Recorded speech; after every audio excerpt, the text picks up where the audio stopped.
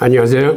홍익규입니다. 요새 많이들 힘드시죠? 지금 상황이 너무 힘드실 것 같아서 제가 잠시 현재 상황을 좀 정리해드리고 우리가 이런 하락장일수록 혹은 횡보장일수록 어떠한 투자 방법을 가져가야 되는지 다시 한번 여러분들께 상기시켜드리면서 지금은 좀 힘들지만 우리가 하반기에는 또 어떤 팩트들이 우리를 기다리고 있는지 간단하게 정리를 해드리겠습니다. 우리가 이렇게 어려운 시장을 잘 견뎌내야 되는데 그렇게 하기 위해서는 제가 말씀드렸던 정석 투자, 즉 한마디로 패시브 펀드 투자 같은 걸로 여러분들의 포트폴리오 비중을 좀 조정하셔야 됩니다. 비트코인이나 이더리움은 적립식 장기 투자로, 그리고 포트폴리오 비중에서 비트코인은 한 50%, 이더리움은 한 20%, 그리고 나머지 30%를 기타 알트코인으로 채우시는 이러한 포트폴리오를 여러분이 좀 바꾸시기를 바라고, 힘든 시기일수록 여러분들과 함께 우리의 지금 투자 방법을 다시 한번 정리를 하고, 그리고 하반기에는 우리한테 또 어떠한 팩트가 기다리고 있는지를 말씀드리겠습니다.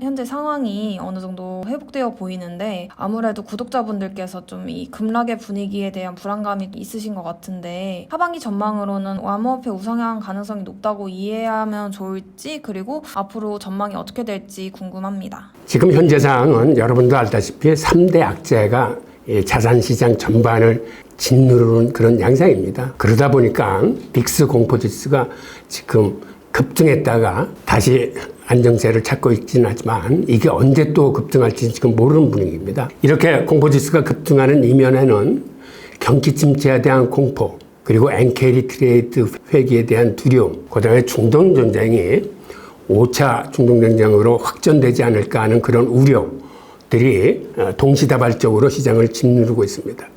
게다가 암호화폐 시장 자체에도 악재가 겹치고 있는데, 우선 비트코인 대통령이라고 자칭하는 트럼프의 지지율이 하락하고 있고, 그 다음에 점프 트레이딩이라는 곳에서는 5억 달러가 넘는 이더리움을 거래소로 옮겨서 이게 또 F의 상승세를 팍 꺾어놓고 있습니다.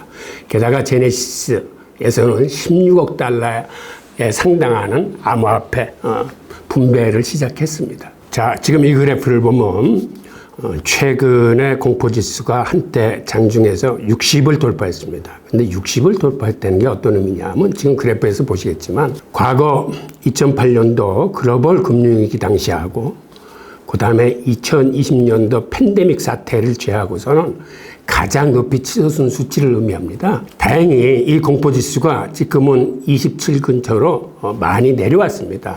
그러니까 그 얘기는 무슨 얘기냐면 시장이 그만큼 화들짝 놀라가지고 이게 주식시장이건 암호화폐 시장이건 시장을 강타했다는 그런 의미고, 그리고 앞으로 여러분들이 주목해서 보셔야 될 점은 이스라엘과 이란의 전쟁 확대입니다. 이란이 면문상 전쟁을 안 할 수는 없으니까 그냥 의례적으로 미사일 공격 같은 걸로 이렇게 지나가는 전쟁이라면 큰 염려는 없습니다만, 만약 본격적으로 호르무즈 해협을 봉쇄하고 대대적인 전쟁에 들어간다면 이 공포지수는 앞으로 더 뛸 수도 있습니다.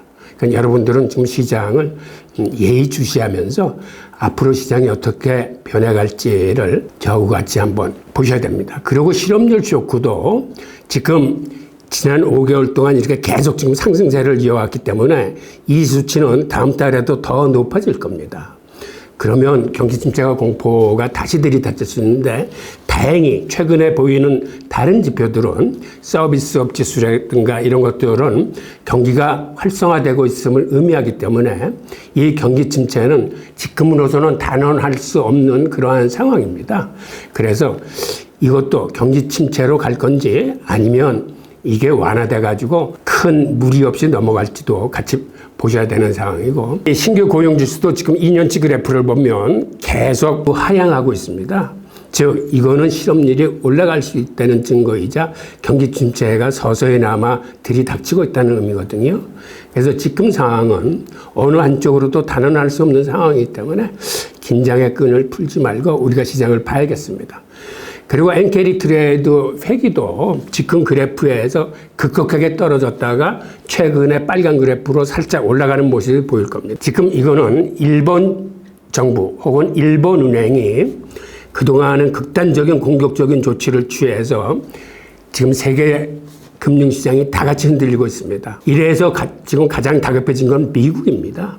미국이 빚것을 시행하고 싶어도 지금처럼 엔캐리 자금이 회기가 본격화될까 우려돼서 미국으로서는 굉장히 지금 난처한 입장에 빠져 있는데, 그러다 보니까 미국이 일본을 압박해서 즉 외환시장에 역개입을 해야 된다거나 아니면 심지어는 앞으로는 더 이상 인상하지 않겠다는 일본의 발표가 있었던 것처럼 일단은 시장을 지금 달래는 조치를 하고 있습니다.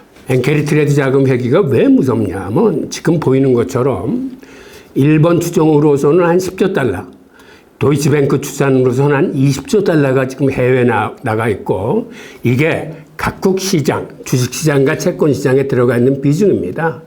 그래서 지금 엔캐리 트레이드 자금이 일부 회기를 했지만 앞으로 본격적인 회기가 들어오면 세계 자산시장이 요동칠 거기 때문에 지금 세계가 이제 긴장하고 있는 그러한 형국입니다.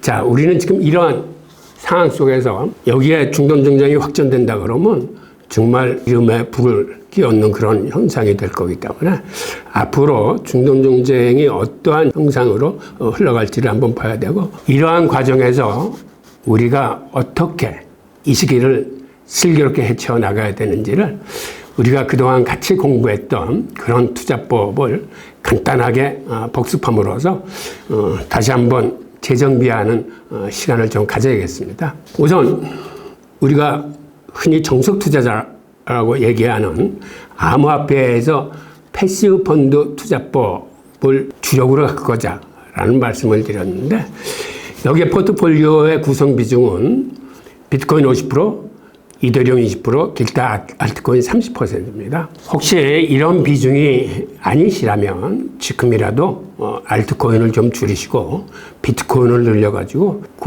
포트폴리오 구성을 이러한 비중으로 가져가시는 게 가장 궁극적으로 효율성이 높고 안정적인 투자법입니다. 그리고 여기서 제가 말씀드렸던 거는 비트코인과 이더리움은 적립식 장기 투자로 가져가자라고 말씀을 드렸습니다. 이 부분은 앞으로도 계속 유효한 거기 때문에 이거는 시장 상황에 관계없이 특히 지금같이 힘든 시기가 오히려 바이 더 딥이라고 해서 같은 금액으로 더 많은 물량을 살 수 있는 시기이기 때문에 여기서 흔들리지 마시고 적립식 장기 투자로 이더리움은 계속 늘려가실 것을 권합니다. 다만 기타 알트코인은 거시경제의 흐름을 보고 매입 매도 시기를 결정해야 되는데, 요거는 제가 저 뒤편에 하락장에 대처하는 법에서 자세히 말씀드리겠습니다. 그리고 적립식 장기 투자의 장점은 매입 단가 평준화 효과나 분할 투자 효과, 특히 이런 하락장에서는 나중에 반등할 적에 가장 먼저 치고 올라오는 게 아시다시피 비트코인과 이더리움입니다.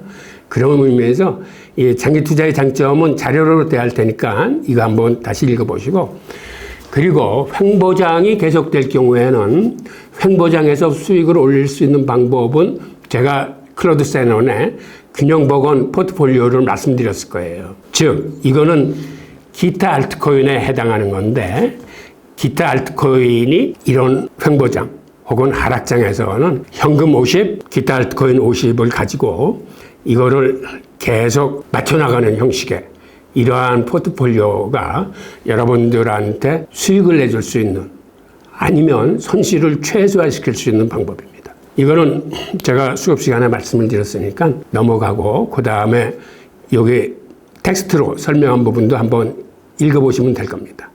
그리고 이게 왜 횡보장에서 혹은 하락장에서 유력하냐 하면, 여러분들이 100% 알트코인을 갖고 있거나 100% 현금을 갖고 있으면 이런 횡보장 같은 데서는 전혀 수익이 나지 않습니다. 그런데 이거를 현금과 알트코인을 50대 50으로 나누고 그 50대 50을 주기적으로 맞춰 놓으면 나중에는 이게 쉐논의 도깨비라고 해서 수익률이 계속 올라가는 걸 보실 수 있을 겁니다.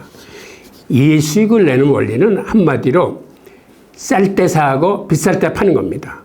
그리고 포머와 포드에 휘둘리지 않는 고수의 투자 방법이 이 속에 녹아 있습니다. 우리는 가격이 올라가면은 이제는 반등하나 보다 하고 쫓아가서 사고, 가격이 떨어지면 이제는 다시 또 곤두박질 치나 보다 하고 공포해서 파는데, 오히려 클로드 세논의 균형보금 포트폴리오는 그 반대 현상입니다. 이거는 가격이 오르면 팔고 가격이 떨어지면 사는 자동적인 투자법이기 때문에 이 투자법으로 인해서 수익을 낼 뿐만 아니라 하락장에서도 손실을 최소화시킵니다. 그리고 지금 같은 시기에 하락장 투자법에 대해서 다시 한번 말씀드리겠습니다. 한마디로 하락장 투자법은 롱숏 전략을 갖고 가시면 됩니다. 즉 현물을 사고 선물을 팔면 됩니다. 이건 어떠한 방법으로 하느냐 하면, 여러분들이 현물을 100만 원어치 샀다고 칩시다. 그러면 하락장에 대비해서 그것이 가격이 떨어지더라도 손실을 보지 않으려면 해당 알트코인 선물을 예를 들어서 20만 원어치를 5배 레버리지로 사면은 어떤 결과를 가져오냐면, 설사 현물에서 가격이 떨어지더라도 선물에서 20만 원어치 5배 레버리지도 산 선물을 숏을 걸어놨기 때문에 이게 가격이 올라갑니다. 그래서 현물의 하락폭을 이 선물의 상승폭이 상쇄시켜주기 때문에 이거는 대부분의 기관 투자자나 헤지펀드가 하는 아주 기본적인 수법입니다. 그런데 제가 이 방법을 이론적으로는 이렇게 설명드리면서도 초보자 여러분들께는 추천하고 싶지 않다라고 말씀드렸던 걸 기억하실 겁니다. 그 이유는 선물 시장은 가능한 여러분들이 접근하지 않으셨으면 좋겠습니다. 왜 그러냐 하면 선물 시장은 마약입니다. 변동성이 워낙 심하기 때문에 우리가 하락장이라고 뻔히 알면서도 그것을 숏으로 들어가면 그렇게 쉽게 여러분들이 승부를 보기 힘듭니다. 오히려 그 변동성으로 인해서 들어가서 얼마 있어서 여러분이 털려서 나오는 경우가 많습니다. 그래서 이거는 롱숏 전략 같은 경우에 예를 들어서 여긴 들어가서 털리더라도 롱에서 올라가면 그만큼 자기의 손실이나 이득이 보존되기 때문에 전문가들이 쓰는 수법이고, 우리 같은 아마추어들은 가능한 이 방법을 권하지 않고 제가 오히려 권해드리는 방법은 선물시장에 접근을 하지 않더라도 현물시장에서 120일 이동평균선 매매 전략을 추천드리는 걸 기억하실 겁니다. 즉 120일 이동평균선을 뚫고 내려가면 그 알트코인은 팔고 다시 그 알트코인이 120일 이동평균선을 상승 돌파하며 그때 다시 사는 겁니다. 그래서 120일 이동평균선 위에서는 계속 보유하고 있고, 그게 또 다시 하락장을 맞이해서 120일 이동평균선을 뚫고 내려가면 그때는 다시 파는 겁니다. 그래서 매일 매도의 기준이 120일 이동평균선이다 이렇게 보시면 되고, 120일 이동평균선은 여러분들이 일봉을 기준으로 하셔도 좋고 아니면 4시간 봉이나 1시간 봉을 기준으로 하셔도 좋습니다. 물론 시간이 짧아질수록 매일 매도 횟수는 많아질 겁니다.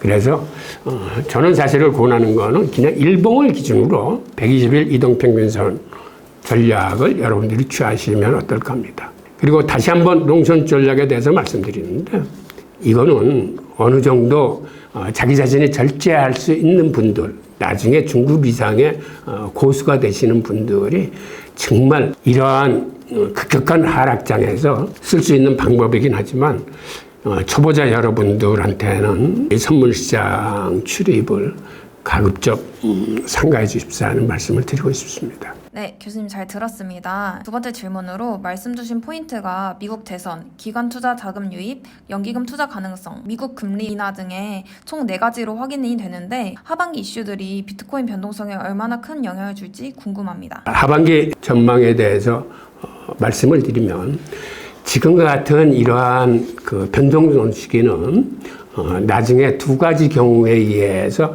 이게 상승장으로 반전할 수 있습니다. 하나는 좋은 모멘텀이 찾아오는 겁니다. 예를 들어서 중동 전쟁이 생각보다는 그렇게 크게 사고를 치지 않고 마무리가 되고, 그 다음에 미국 대선으로 들어서면서 장 분위기가 좋아지는 이러한 좋은 모멘텀이 살아났을 때고, 또 다른 경우는 이러한 악재 시장이 기간이 오래 가면 갈수록 나중에는 여기에 대해서 둔해집니다, 시장이. 그리고 다른 지수, 조그만 지수가 하나 좋게 떠더라도 시장의 분위기가 바뀝니다. 그래서 이러한 악재 시장은 생각보다는 길게 가지는 않습니다.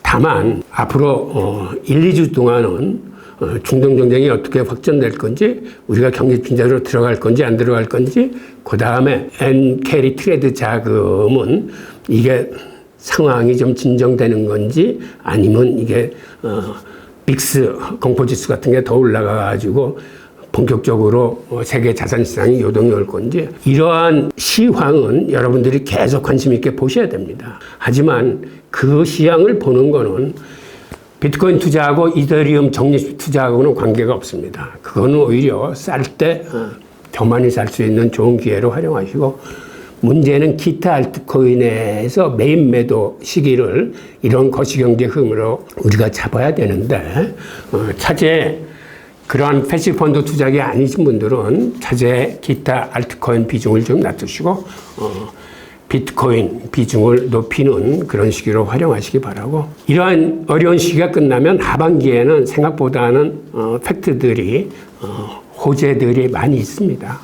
우선 가장 중요한 거는 미국의 대선이 가까우면서 그것이 트럼프 진영이든 아니면 우리 해리 부통령 진영이든 두 진영이 모두 암호화폐에 대해서는 친암호화폐 정책을 내세울 가능성이 큽니다. 특히 해리슨 후보 측에 앞으로 나올 친암호화폐 정책들이 어떤 것들이 발표되는지를 좀 관심 있게 보셔야 되고, 이 테마가 아마 9월 중순서부터 시장을 좀 불태우기 시작할 겁니다. 그리고 이게 11월 초 대선 결과 발표시까지 한 달 반 이상 계속될 거기 때문에 이 시간에 암호화폐 시장은 다시 한번 불장이 도래하지 않을까라고 조심스럽게 전망을 해봅니다.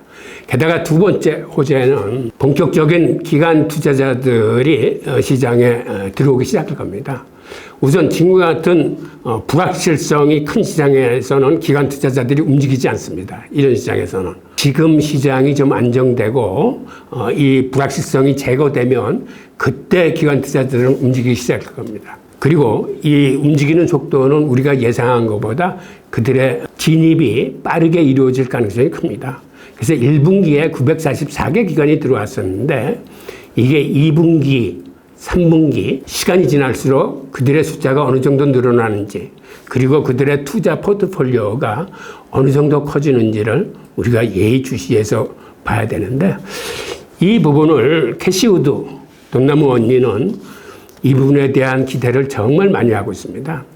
그래서 그녀는 2030년 비트코인 가격 전망을 150만 달러로 했다가 최근에 380만 달러로 올렸는데, 그 이유가 시간이 지나면서 기관 투자자들, 특히 대형 금융기관들이 들어오면서 포트폴리오를 한 5% 정도까지는 늘리면은 쉽게 380만 달러에는 도달할 수 있을 것이라는 그런 의견인데, 즉 앞으로는 여태까지는 개인 주도 장세였던 이 암호화폐 시장이 앞으로는 비트코인과 이더리움에 한해서는 기관 투자 장세가 될 가능성이 크다라는 거를 여러분들도 염두에 두시고, 이 기관 투자자들이 얼만큼 활약을 할지도 눈여겨보시면서 비트코인이나 이더리움 가격 상승에 크게 일조할 가능성이 크다라고 말씀드리겠습니다. 그리고 세 번째는 퇴직연금 계좌 포트폴리오로 비트코인 ETF와 이더리움 ETF가 들어갈 가능성이 지금 큽니다. 그리고 지금 미국의 의원들이 친암호화폐 성향으로 바뀌기 때문에 이와 관련된 법규와 제도, 규정 같은 것들이 정비돼서 401k 같은 기업 은퇴연금 계좌에 본격적으로 들어갈 가능성도 있습니다. 그리고 하반기에는 미국의 금리가 본격적으로 인하될 겁니다. 지금 빚것이라고 그래서 9월 달에 0.5%, 그 다음에 11월, 심하면은 12월까지 한 3차례 정도의 금리 인하가 있지 않겠느냐라는 시장의 전망치들이 있습니다. 그 외에 만약 중동 지역에서 전쟁이 터지더라도 처음에는 자산 가격이 일제히 폭락을 할 겁니다. 하지만 암호화폐만큼은, 비트코인만큼은 초기에는 급락을 하지만 이건 다른 자산보다는 더 빨리 반등을 하게 될 겁니다. 왜 그러냐면 전쟁이라는 거는 비트코인 측면에서는 이게 어떤 면에서는 호재로 작용합니다. 이걸 세계화폐라는 인식을 갖고 있기 때문에 사람들이 전쟁이 터지면은 초기에는 자산시장에 휩쓸려서 폭락할지 몰라도 나중에는 다른 자산시장들과 디커플링 하면서 비트코인은 상승세로 돌아설 거기 때문에 이러한 요인들이 앞으로 암호화폐 시장을 하반기 끝으로 갈수록 더 밝게 갖고 가지 않을까 하는 지금 예측입니다. 그러니까 여러분들도 희망을 잃지 마시고 지금 같은 입장에서 다시 한번 정리하면 비트코인과 이더리움은 적립 투자로 계속 매집을 하시고 기타 알트코인은 지금 말씀드린 이런 하락장에서 대처하는 법을 여러분들도 적극 검토하시기 바랍니다. 자, 감사합니다.